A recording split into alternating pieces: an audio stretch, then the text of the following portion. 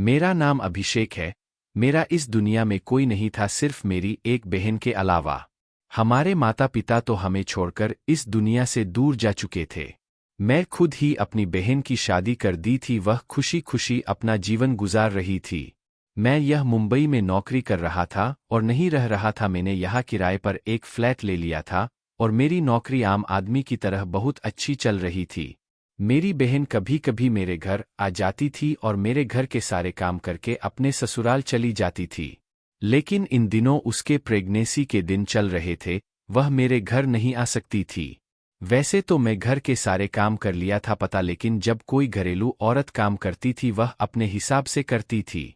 वह नर्क बने हुए घर को स्वर्ग बना दीजिए, लेकिन जब तक मर्द घर में काम करता तो वह स्वर्ग बने हुए घर को नर्क बना देता था, क्योंकि औरत घर को अपने हिसाब से चलती थी। शायद अकेलेपन के लिए सॉल्यूशन निकल गया था। सपने में भी नहीं सोचा था कि मुझे एक लड़की से बेहद ही ज्यादा प्यार हो जाएगा। वह लड़की मेरे आने वाले बाकी बन जाएगी, क्योंकि उसका पाने के लिए मैं किसी भी हद तक जा सकता था।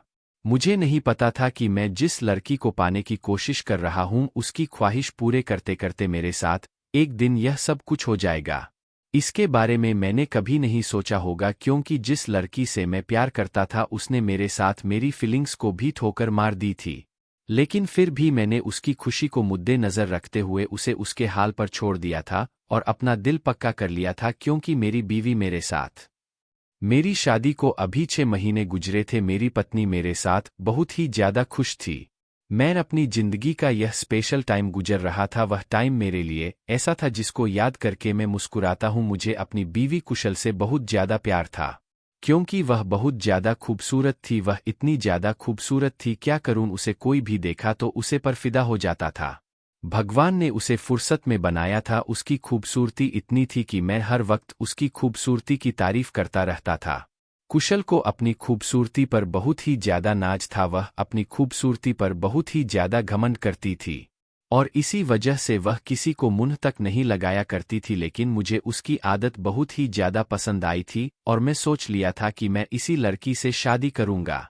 बस इसी बात ने मुझे बहुत ज्यादा बेइज्जत किया था। उसको पाने के लिए मैंने उसके घर के बहुत सारे चक्कर लगाए थे और इतनी मेहनत के बाद मैं कामयाब हो गया था। फिर कुशल से मेरी शादी हो गई।